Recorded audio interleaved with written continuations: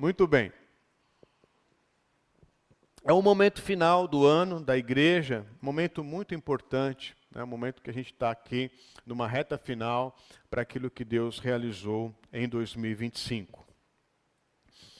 E hoje eu quero falar com vocês sobre o verdadeiro lucro.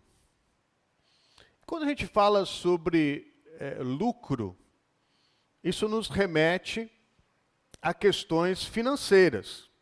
Lucro é um termo usado quando eu invisto alguma coisa, eu invisto para ter lucro, um resultado do meu investimento. Isso faz com que a gente lembre das questões financeiras. Mas para nós, existe uma verdade que vai além da verdade natural dos nossos dias. Há um lucro verdadeiro, e esse lucro, é claro, é o nosso Senhor. E eu pensei muito sobre essa palavra, sobre as situações dos nossos dias, irmãos. Nós aqui, nosso povo, como igreja, nós temos uma verdade bíblica que vai além de uma verdade natural. Estamos aqui para buscar essa verdade em Deus, no Senhor. E na nossa geração, nesse tempo, nós vivemos um tempo de extrema facilidade. O mundo hoje nos reserva uma facilidade que em outro tempo não existia. Não havia. Houve um tempo, alguns lembrarão desse tempo, que quando você tinha que pagar uma conta de luz, uma conta de água, você tinha que sair da sua casa, ir até uma agência bancária, pegar uma fila, até você ser atendido e conseguir pagar as suas contas. Houve um tempo que você que não tinha carro, tinha que ficar em um ponto de ônibus, e tinha que sair da tua casa, andar até um ponto de ônibus, e ficar ali esperando o horário do ônibus passar. E passava um que ia para um destino, não era o seu, você tinha que ficar esperando até o seu passar. E quando ele chegava no destino, você tinha que andar ainda até o endereço que você queria chegar.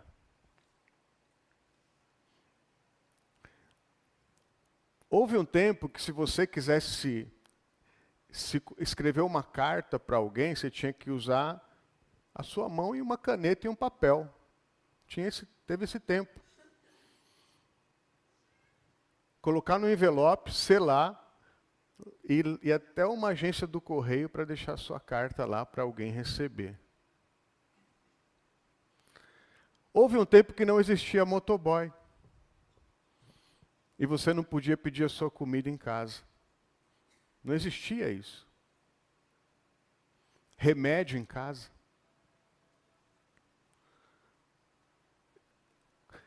Houve um tempo que quando você tinha um parente no Nordeste ou em outro país, você tinha que se programar para poder fazer uma ligação interurbana, porque ia vir um dinheiro alto naquela conta telefônica, porque era muito caro fazer isso.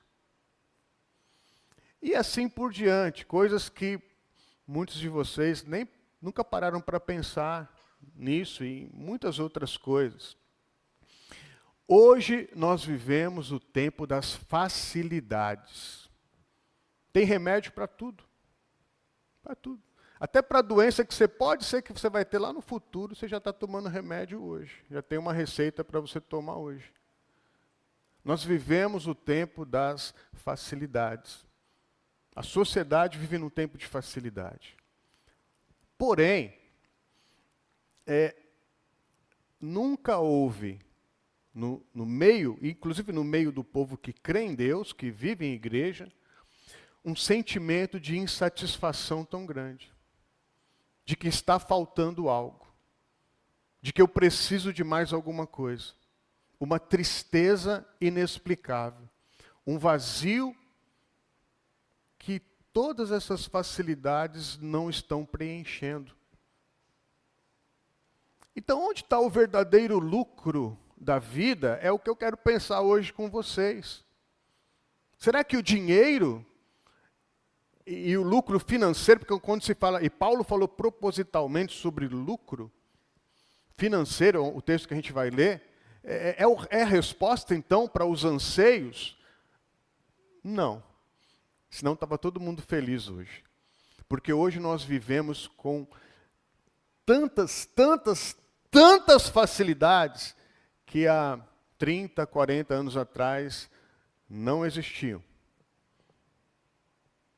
Quando você queria viajar para um lugar que você não conhecia, alguém tinha que falar assim, você vai até o quilômetro tal, escrevia, entra à direita, lá vai ter um posto de gasolina, aí depois tinha que escrever um mapa para você chegar no lugar.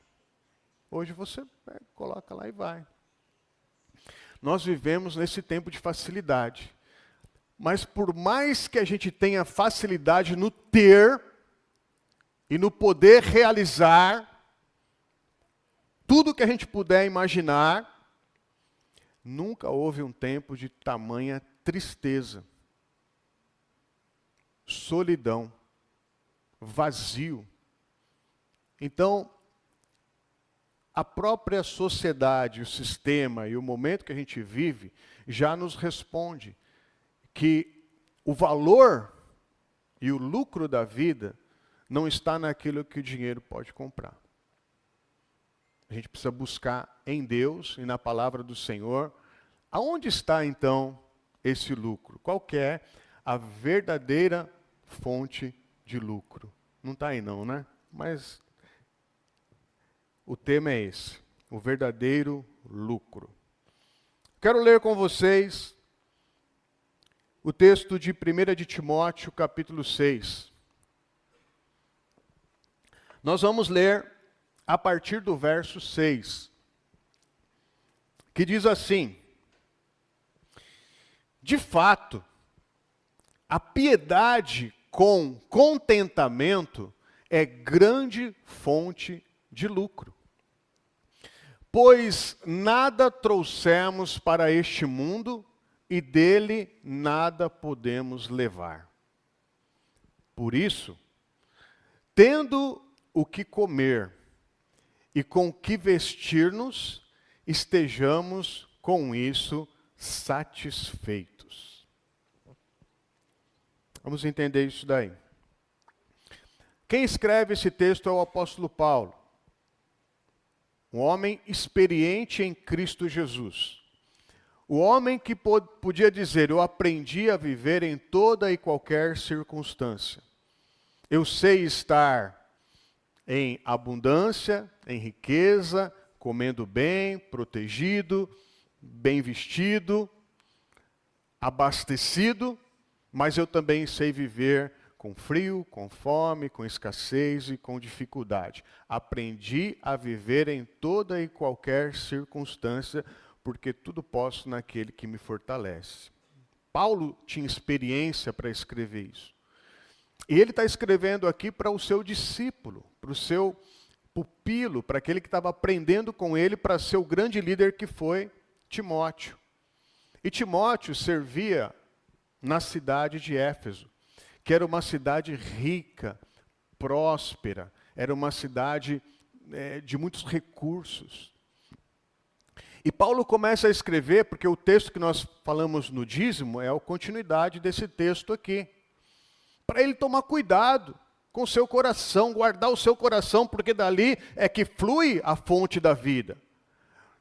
Ele precisava proteger, colocar um sentinela, uma guarda no seu coração, para não ser como certos homens que usavam da fé para poder se beneficiar, para ter lucro. E era isso que estava acontecendo ali. Isso é antigo, irmãos. Usar a fé das pessoas, usar o ambiente da fé, para poder estimular as pessoas a terem riquezas, lucros, a se darem bem na vida, a serem próspero no sentido humano da palavra, e estavam deturpando o evangelho de Cristo, e estavam cavando um buraco que eles mesmos iriam se enterrar em algum momento da vida. Por isso ele fala, que você não seja assim.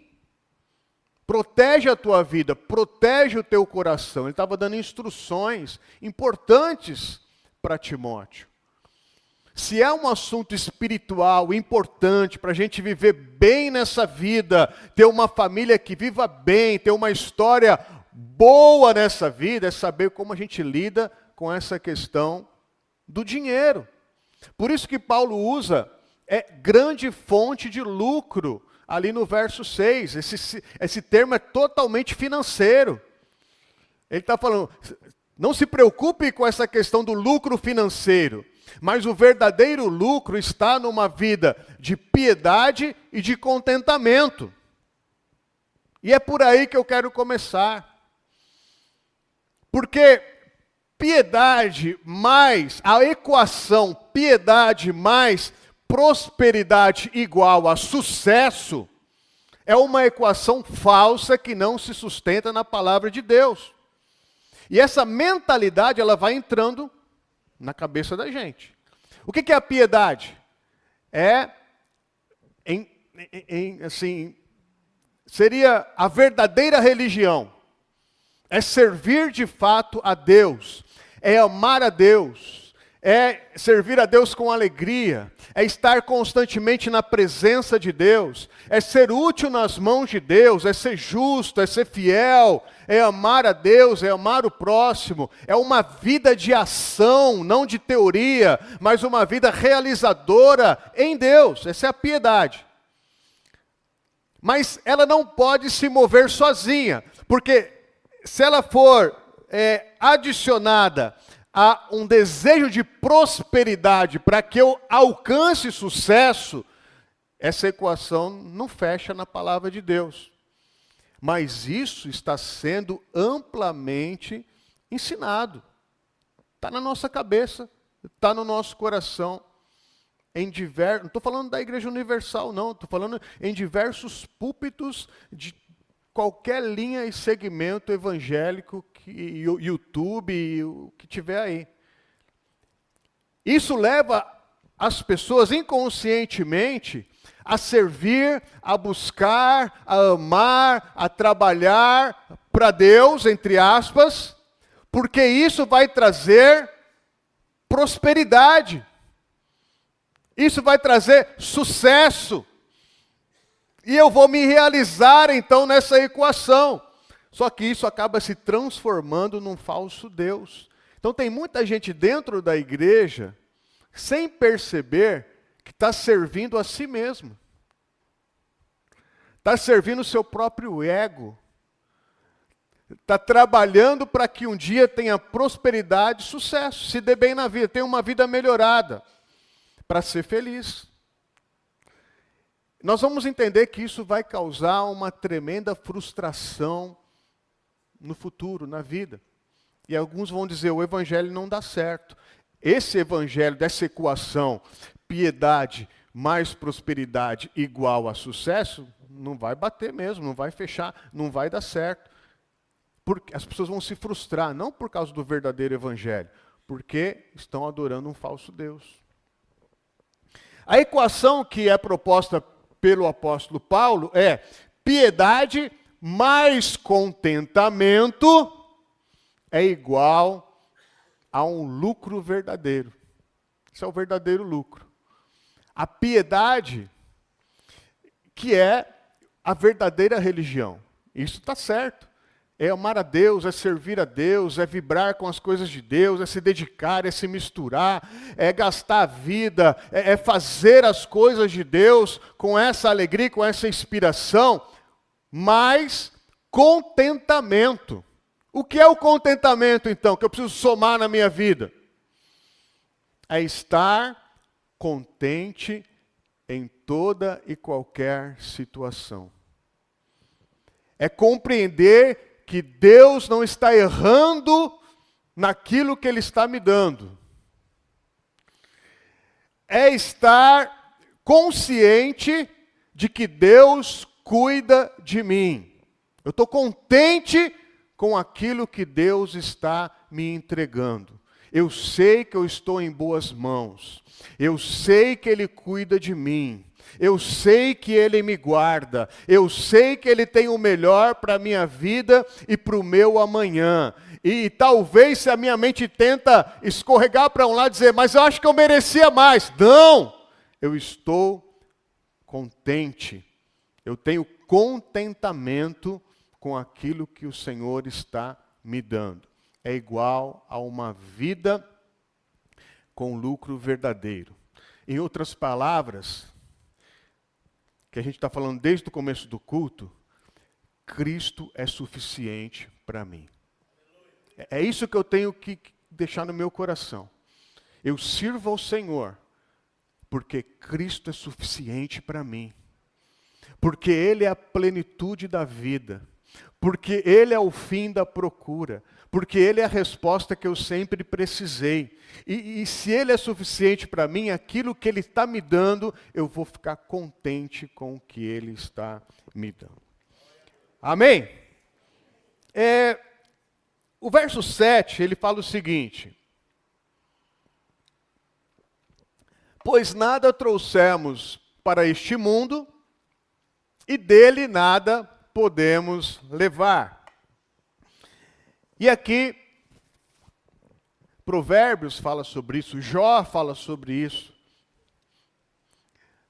E agora Paulo traz para o Novo Testamento essa realidade.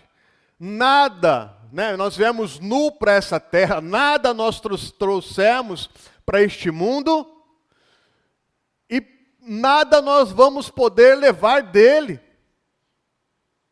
Essa é uma realidade bíblica. O que nos sobra, irmãos? Se nada eu trouxe para esse mundo e para o futuro, para o porvir, para a eternidade, nada eu vou poder levar.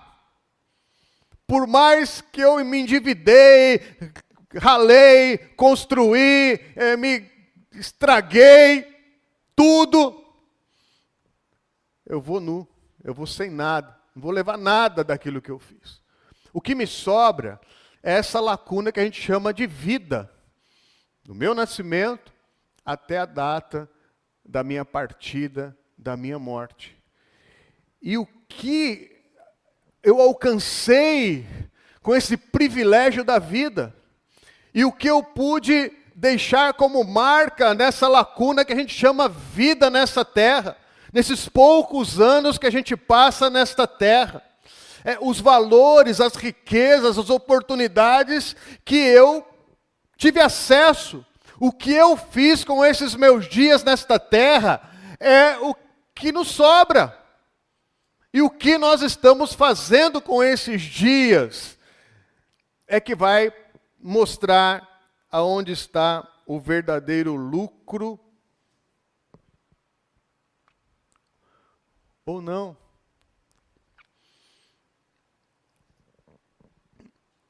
O verso 8, ele diz assim: por isso, tendo o que comer e com o que vestir-nos, estejamos com isso satisfeitos. Isso aqui é um desafio. Que eu comecei a pensar, então a gente tem como cristão fazer um voto de pobreza e ficar apenas satisfeitos com o que comer e com o que vestir, tá bom? Sem sonhar, sem projetar, sem planejar um amanhã? Não. O que o apóstolo Paulo está dizendo aqui, inspirado pelo Espírito Santo, é retirar essa ganância que destrói quem nós somos. É desviar a nossa visão de que a nossa satisfação e realização vai ser nas grandes coisas que a gente está construindo. É quebrar essa mentalidade. O que o apóstolo Paulo está dando aqui é uma base de gratidão. Ele está dando aqui o mínimo necessário para que haja gratidão no nosso coração. O contentamento, ele gera gratidão. Quando eu tenho um contentamento e sei que Deus está me dando aquela vida, isso gera gratidão. Eu sou grato por aquilo que Deus está me dando. O que ele está dizendo aqui? Se há o que comer, se há o que vestir, tenha contentamento, tenha satisfação, tenha gratidão no seu coração. Isso começa a colocar um limite que guarda o nosso coração. Começa a colocar uma fronteira que protege o nosso coração. Uma fronteira mental. Porque eu entendo que aquilo que Deus está me dando porque Ele me ama e Ele sabe a hora certa de me abençoar, Ele sabe o que é melhor para a minha vida, eu sou contente com aquilo que Deus está me dando. Isso protege o nosso coração da frustração. Quanta gente está frustrada hoje porque acredita que merecia mais. Isso é muito perigoso, eu vou falar daqui a pouco. As pessoas se frustram porque acham que mereciam mais do que aquilo que Deus está dando. Deus está errando comigo. Deus não me percebeu. Cadê a minha vez, Senhor? Todo mundo está na minha frente, na fila, e não chega a minha vez, não chega a minha hora. E isso é uma brecha que quebra essa proteção e a gente acaba se precipitando e pega o caminho da desgraça e da maldição. Então o contentamento, ele protege a nossa mente, ele protege o nosso coração. As emoções de uma sociedade que fala o tempo todo, irmãos, o tempo todo. É ou não é? Você precisa. Olha, você tem que ter isso. Você merece. Você consegue. Vai lá. Faz. Acontece. Compra. Entra nessa. É para você. O tempo todo estão te oferecendo, dizendo, olha... E às vezes tem gente que é de igreja, viu? Falando assim, não, Deus está querendo que você entre nessa. Aplique o seu dinheiro lá. O ser humano, irmãos, ele gosta de levar vantagem. Ele é insaciável.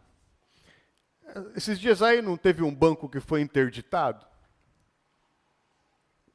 Um banco, coisa de bilhões. O que o banco fazia? Você merece, você é inteligente, você vai ter muito lucro aqui. Vem para cá porque nós estamos te dando um empréstimo melhor do Brasil. Nós estamos te dando os juros da sua aplicação melhor que o mercado brasileiro está dando. Aí todo mundo fala, eu preciso de lucro, eu mereço, eu posso, eu vou. A mente vai funcionando desse jeito. E quantos hoje não estão dormindo à noite, falam, será que eu vou receber o dinheiro que eu coloquei lá? Eu conheço gente assim, que aplicou lá, e não sabe se vai receber tudo ou não. Então, o contentamento e a satisfação com aquilo que Deus está nos dando, o básico, também é um gatilho para que a gente possa construir coisas maiores. Imagina isso. Se eu não sou grato, nem no pouco que Deus está me dando, porque eu acho que eu mereço mais, eu acho que Deus está errando comigo, como o Senhor vai me abençoar para coisas maiores? Como o Senhor vai abrir portas para que eu possa representá-lo nessa sociedade tão corrupta, pecaminosa e errada? Que o tempo todo, um está tentando aplicar golpe no outro, enganar o outro, porque acha que merece ser feliz e ter lucro na desgraça alheia. Essa é a nossa sociedade. Então, como a gente precisa entender que o contentamento daquilo que Deus está me dando vai fazer toda a diferença. Vamos lá, vamos começar a aplicar isso aqui. Imagine alguém que acorda pela manhã abre o seu guarda-roupa e ali tem várias opções de roupa para escolher e para se vestir. Deixa o verso 8, está aí, né? A palavra de Deus está falando. Por isso, tendo o que comer e com o que vestir-nos, estejamos com isso satisfeitos. Então, eu vou fazer uma ilustração hipotética, não é um fato real. Se alguém achar que é coincidência, não é da sua vida que eu estou falando. Mas a pessoa acorda de manhã, abre o guarda-roupa, o armário do quarto, as gavetas, e tem várias opções de roupa para se vestir para aquele dia. E a primeira expressão que ela faz é: não tenho roupa para vestir. Não sei o que eu visto hoje. Pelo texto, irmãos, não seria? Glória a Deus, porque eu tenho um guarda-roupa. Eu dormi numa cama quentinha, eu tenho um guarda-roupa, e aqui eu tenho algumas opções de roupas para eu vestir. É mais do que eu mereço. A pessoa abre a geladeira, e ali tem as coisas dentro da geladeira. Abre o armário, tem o alimento dentro do armário, que ela vai poder preparar o café da manhã, para ela poder tomar o café da manhã. E ela diz: eu queria comer uma coisa gostosa, não sei o que é.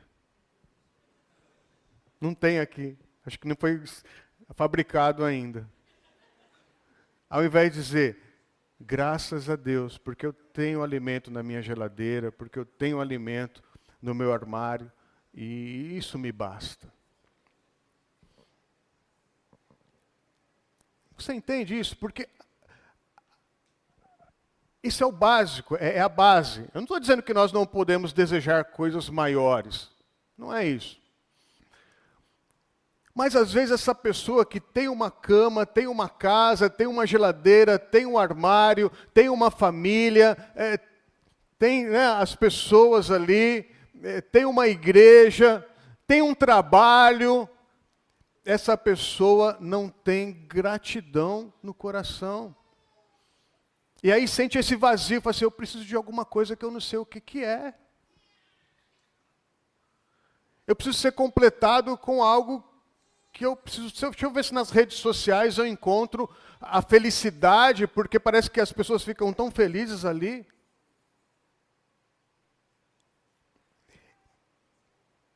E entra nesse processo de tristeza às vezes. De carências, de buscando respostas que não encontra.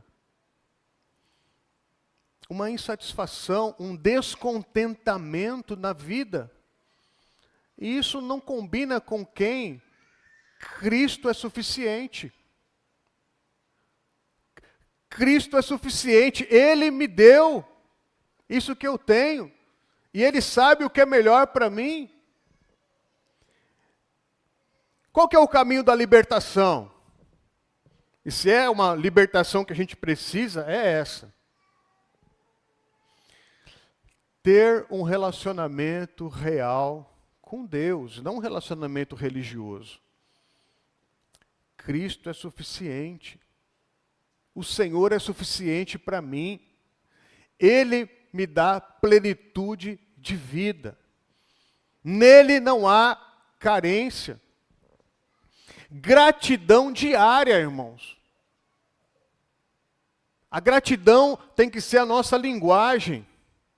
Já há algum tempo, quando que a gente para orar, né, em família? Muitas vezes é ao redor da mesa, quando tem uma refeição. Café da manhã em família, um almoço em família. Nós nos reunimos e oramos a Deus. Por quê? O alimento é um símbolo importante. Jesus nos ensina a orar pelo pão diário, pelo pão de cada dia, pelo sustento que Ele está nos dando aquele dia. Então, é um símbolo importante. Lá no passado, quando o povo estava no deserto e não tinha de onde tirar alimento, Deus mandava o maná, que era o pão que caía do céu. Eles pegavam aquele produto, faziam uma farinha e dali eles produziam um pão que era o seu alimento cotidiano. Todos os dias Deus sustentava aquele povo. E olha que interessante, na sexta-feira eles podiam colher em dobro, porque sábado era o dia do descanso. Deus cuida de cada detalhe, existe o dia do descanso. Mas tinha os espertinhos que queriam ter lucro, e acho que é mais inteligente que Deus, que pensavam assim, eu vou colher, vamos supor, na segunda-feira eu vou colher em dobro, como eu fiz na sexta, e vou guardar e estocar, porque aí na terça-feira eu posso acordar mais tarde, não preciso, né, logo no amanhecer, ir atrás do maná, do pão de cada dia. Só que aquilo que eles armazenavam apodrecia no dia seguinte. Não servia para o dia seguinte. Era provisão cotidiana. A não ser quando na sexta-feira, porque Deus tinha um propósito do descanso. Então, às vezes, a gente até projeta o futuro com uma inteligência humana e quebra a cara. Porque está fora daquilo que é um padrão de Deus. Deus tem um padrão. Então, hoje, irmãos, quando eu tenho a oportunidade de fazer a minha oração, e quem está mais próximo de mim sabe, eu agradeço a Deus pela saúde. Nesse momento da refeição. Mesmo que a minha saúde não esteja 100%, eu agradeço a Deus pela saúde que Ele me deu. Que Ele tem me dado naquele dia. E eu agradeço a Deus pela prosperidade que Ele tem me dado naquele dia. Mesmo que a minha conta bancária não esteja com dinheiro sobrando, eu agradeço ao Senhor pela prosperidade que Ele tem me dado. Tenho gratidão no meu coração pela vida que o Senhor tem me dado. Cristo é suficiente para mim. Esse é o remédio libertador para esse vazio de a gente querer satisfazer nas coisas. Irmão, tem muita coisa aí que você vai tentar, vai bater cabeça para cá, para lá, vai fazer. O vazio vai continuar lá, vai continuar. Enquanto Cristo não for suficiente.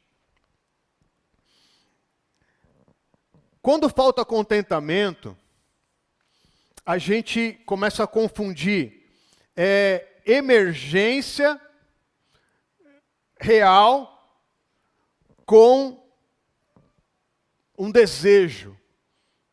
Aquilo que não é uma necessidade, é um desejo, se torna uma necessidade. O que eu necessito? O básico para ter gratidão. Mas eu quero além. E aí o que acontece, irmãos? Esse é o gatilho do endividamento. O que acontece? Eu posso planejar a minha vida para adquirir um bem, para comprar as coisas, para planejar aquilo que de fato é necessário. É importante. Mas eu posso pensar assim, eu acho que Deus está errando no tempo. Eu acho que eu precisava ter mais, porque todo mundo está dizendo que eu precisava ter mais. Eu abro o meu computador, olho no meu celular, ligo a TV e falo, você precisa ter mais. Então eu acho que Deus está errando no tempo. O tempo de eu ter é agora, não é amanhã. Então o que eu vou fazer? Eu vou abrir aqui uma brecha nessa proteção do contentamento e vou fazer um empréstimo. E vou fazer um financiamento. 24, 36, 48, 60. Quer dizer, Deus está atrasado. Eu vou acelerar o processo para eu ter. Aí eu vou fazer campanha para Deus me abençoar e conseguir resolver todo esse endividamento que eu entrei. Quando o contentamento foge do coração, a gente começa a entrar nessas enrascadas. E aqui, irmãos, eu quero dizer, pode ser muitas coisas. Eu nem vou falar aqui, porque de repente você fala assim, acho que a minha esposa falou lá para o pastor onde eu entrei, né? Então não vou dar exemplo, não. Mas eu vou dizer que o custo disso é muito alto. E o custo invisível é pior ainda. Primeiro, o custo invisível. A paz é roubada. Antes, quando havia um contentamento, eu deitava em paz no meu travesseiro, dormia em paz, com gratidão naquilo que Deus tinha me dado. Agora, eu fico pensando. Como é que eu vou fazer? Como é que eu vou pagar? Que estratégia que eu vou ter? E agora? Eu tenho que fazer isso. A paz é roubada. Isso é um valor invisível quando a gente quebra o contentamento. Mas está lá. Não é só pagar a dívida. É a paz que é roubada na nossa mente. Segunda coisa. A presença é comprometida. Eu não tenho tempo para gastar naquilo que de fato é importante, porque eu tenho que estar o tempo todo trabalhando, suando, fazendo extra, 2 empregos, outros plantões, indo para cá, indo para lá, pensando. Isso me rouba a presença dentro da minha casa. Pai para um lado, mãe para o outro, todo mundo precisa trabalhar, porque tem que manter aquele padrão de vida e conquistar, e ter o que todo mundo tem, o que parece que todo mundo tem, e os filhos são privados da presença do pai e da mãe dentro de casa. São criados por outros agentes, outras pessoas. A presença é roubada, porque a gente precisa manter o padrão social. Eu não posso ser diferente daquele padrão. Terceira coisa, a liberdade é limitada. Eu não posso viajar no Natal para visitar os meus parentes que eu amo, porque o meu dinheiro já está comprometido com aquela dívida. Não posso nem sair para ir no shopping chupar um sorvete, porque o dinheiro já está comprometido com aquela dívida. Não posso comprar uma picanha, né, no sábado para comer no domingo. Vai ter que ser o frango daqueles frangos lá, né, no máximo, porque o meu dinheiro já está comprometido com aquela dívida. Então a gente começa a ver uma vida limitada. E as pessoas estão vendendo ilusão o tempo todo. E a gente vai achando que precisa de coisas que, na verdade, não são necessidades, irmãos. É só um desejo. A gente não precisa daquilo, o que a gente precisa é de Cristo. Cristo é o suficiente para nós. Eu podia dizer aqui tantas coisas, mas eu creio que você já entendeu, e eu creio que o Espírito Santo já tratou muito ao nosso coração. Mas eu quero terminar aqui com algo que me sensibilizou. E que às vezes a gente está tão acelerado, tão preocupado, querendo dar tantas coisas para as pessoas que a gente ama, dar tantas respostas. E às vezes as pessoas que a gente ama, eles são tiranos com a gente, porque eles também têm as suas carências, acham que, né, eu preciso disso, meu amor. Eu preciso disso, papai. Eu preciso disso, mamãe. Eu quero isso. Que a gente acaba tomando decisões erradas. O que a gente está ensinando? O que a gente está deixando? A gente não trouxe nada, a gente não vai levar nada. A minha mãe partiu há pouco tempo.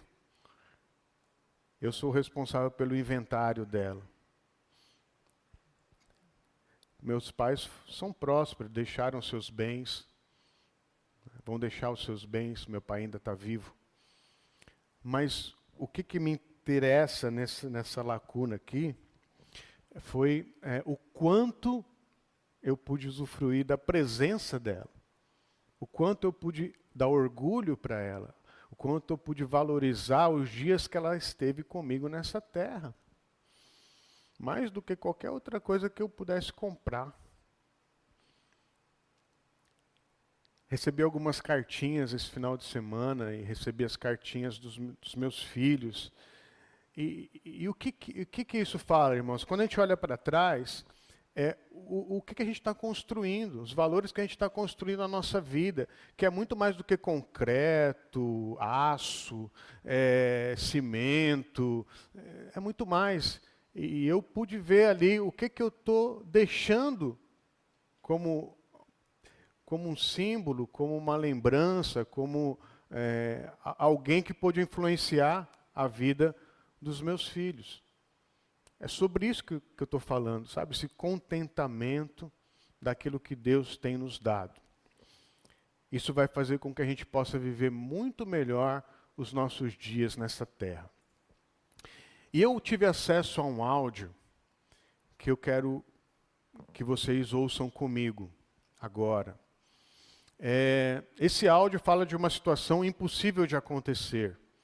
É uma mulher de 80 anos que do nada, não sei se num sonho ou numa visão, ela volta um dia aos seus 32 anos. Ela tem 80 anos e um dia ela tem uma experiência, inexplicável de passar um dia com 32 anos.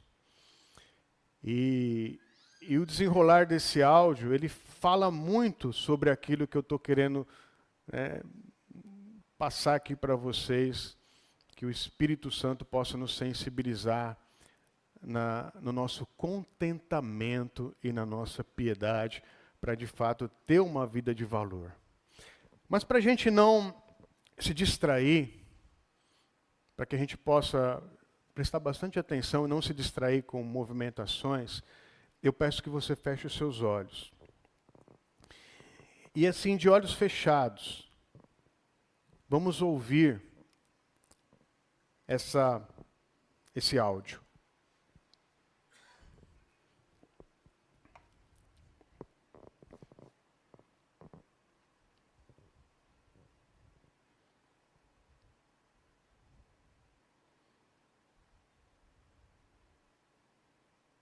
Tenho 80 anos de idade e, de alguma forma, acordei em meu corpo de 32 anos, apenas por um dia.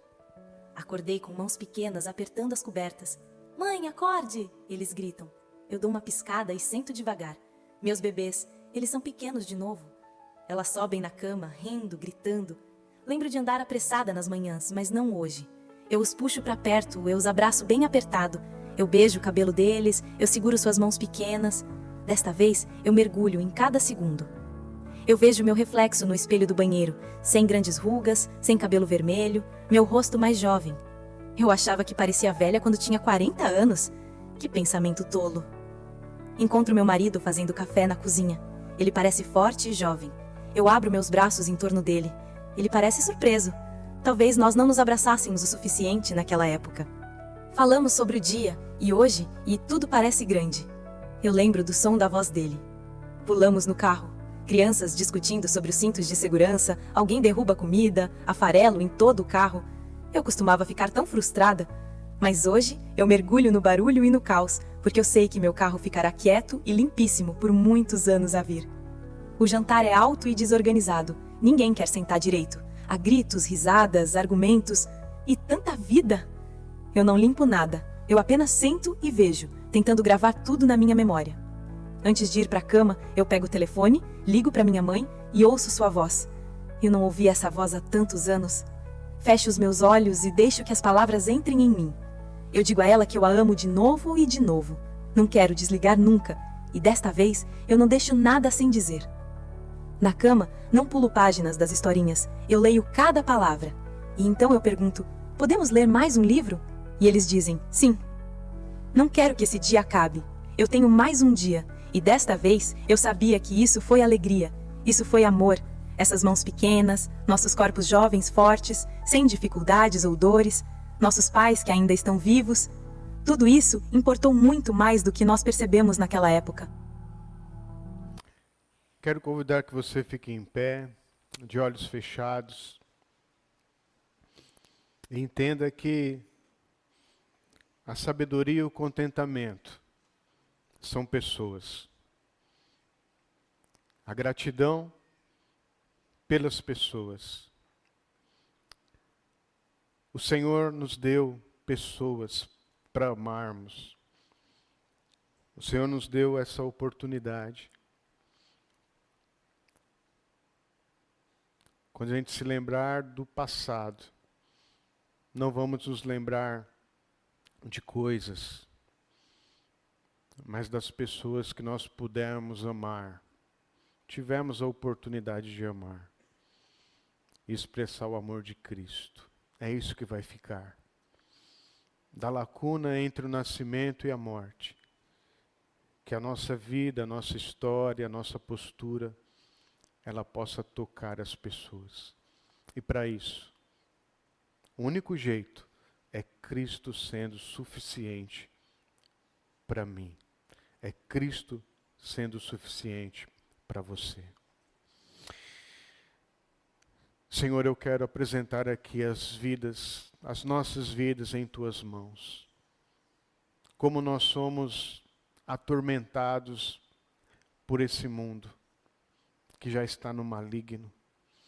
Como nós somos oprimidos, Senhor, em amar coisas, em desejar coisas, e viramos as costas para aqueles que o Senhor morreu, que o Senhor se entregou, que o Senhor colocou nas nossas vidas.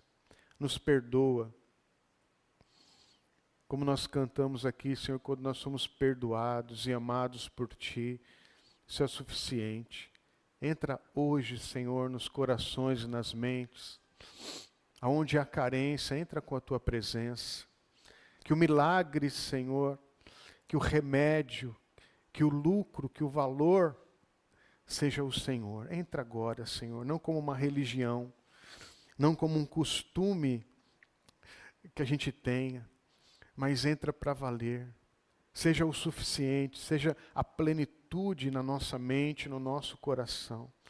Não permita que ninguém seja refém das suas carências pessoais. Como, Senhor, sentir um vazio se o Senhor preenche todos os vazios do nosso ser? Como, Senhor, nos sentir injustiçados pela vida, se o Senhor nos dá o fôlego da vida? Como, Senhor, cairmos nas armadilhas da vida e sermos reféns do sistema, quando Cristo verdadeiramente nos libertou?